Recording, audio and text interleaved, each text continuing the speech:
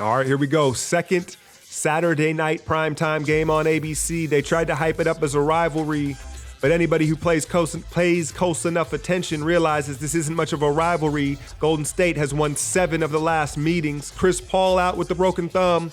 Blake Griffin just getting back from another knee surgery. And DeAndre Jordan still has girl hair. Austin Rivers, Doc's son, leading the way, but with whispers of Carmelo Anthony being traded, you know, the Clippers are in flux and Golden State is hitting their stride as you take a look at Zaza Pachulia and the Big Four. Right away, Blake with the charge, and he looked a little husky, honestly, coming back from, he wasn't moving quite as well as he normally does, so he had 2 quick fouls and it really took him out of the first half of the game. You're gonna see Steph here, early pull-up 3, the confidence, the swagger, and the Warriors are daddy. Steph gets switched on DeAndre. You think that might be the matchup you like. Look at Dre. Dre, no, he redirects. Zaza clear out. I've got 200-pound Austin Rivers on me. Let's get the easiest shot. We know Steph can dance on DeAndre, but we're going to get a layup instead. Draymond showing why he is the real leader of this team. Zaza on the glass. KD, easy 3. Zaza neutralized DeAndre Jordan all night. I think he had 5 or 6 rebounds. Steph, you know, God can't give him everything. You think he's going to dunk it? Nah. And you could just read their body language. They didn't think they had a chance, and honestly, they didn't. And this is what Iguodala's so good at. He gets guys the ball not only in the right spot, but at the right time, as if Steph needs any help to knock it down. But Iguodala, another thing, nuances of the game, what makes him such a great teammate. Now here we go to end the first quarter. The high pick and roll, splits the double team, finishes with the right hand on the left side. Mo Spates cannot come out and guard that pick and roll, and the Warriors very well know that. Then you see Keir Clay, early second quarter 3 ball. It was never really a game, honestly. The Clippers bend over like a groupie at All-Star Weekend real quick. James Michael McAdoo off the elevator screen. The gravity that KD produces, someone gets a dunk off that play every night. They try to go to Griffin. And McAdoo, who's a good defender, he struggles in the post. He got bullied a little bit. He's much better guarding the pick and roll rather than the post. Now take a look what these guys do. They have to communicate. Obviously, you can't leave Durant. Then you run into Zaza.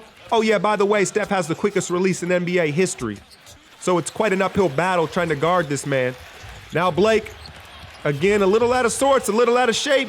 Draymond with the block. Blake's going to stay back and complain, so all Draymond does is finish it. And there's no love lost between these two. You see him scowl him down the court, and Blake does what he normally does, kind of cower. Now Clay in transition, and they've activated Roracle at this point. The Clippers tucking their tails. Steph with the death roll. KD, left hand all the way to the cup, no chance. And I do it to everybody, so I gotta do it to Ig. This man's hair, just like his knees, going dark. And then how you gonna let this man shoot a win-a-car shot to end the half? You might want to step in front of him. No, the rhythm, lofty half-court shot. And that's the way they ended the half. The Clippers, once again, rolling over, no heart. Doc distraught, and Steph pulling out every celebration in the book, and it's halftime. Here we go, second half. High pick and roll, little hesitation here, no communication. Easy scoop and 1 to the bucket. And at this point, Steph's cooking. And the Clippers, like again I said, no heart, no dribble pass. And watch Redick rake Draymond over the eyes here. And I'm not gonna lie, I was a little worried that he stayed down. You know he's not on the floor LeBroning. That's not Draymond. He's not LeBroning on the floor. Take another look at it though. He legit gets raked in the eyes from Redick. Boom, right here. And I think Draymond stayed down to prove a point. You're gonna see him at the free throw line. He's pointing out to the refs like, look, bruh, if I commit that foul, there's a 2-minute break in the game and there's a flagrant 1 being assessed. He letting them know it's bullshit. He's like, fuck that, read his lip, goddamn, right? So shout out to Dre for being Dre. And here's where it really started for Steph. He's got Blake on skates, literally, 3 ball. And now Oracle can feel it. The crowd's like, oh my God, what are we gonna see? What are we gonna see? He's heating up, human torch mode.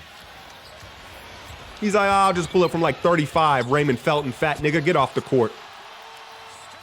Look at the score, 67-100. I'm sure my normal subscribers can tell I'm a little lit right now. So what? This game was amazing. Felton picks him up at full court. It doesn't matter. Now, trap hard, he splits him. Mo, once again, the defensive liability. He finishes on the other side. Give him the fingers, Steph. Give him the fingers. And now he's fully activated Roracle Arena. Another pull up. Here we go again. Look, they know who to get it to. They know who butters the bread. There it is. Look at this score, 117-74 to end the third quarter. The Clippers, they may go make that phone call to New York. Steph, 43 points in 3 quarters, 9 rebounds, 6 assists. MVP, who? We got Portland tomorrow night. They always play us tough. Hit that like, share, subscribe. I'm out, y'all.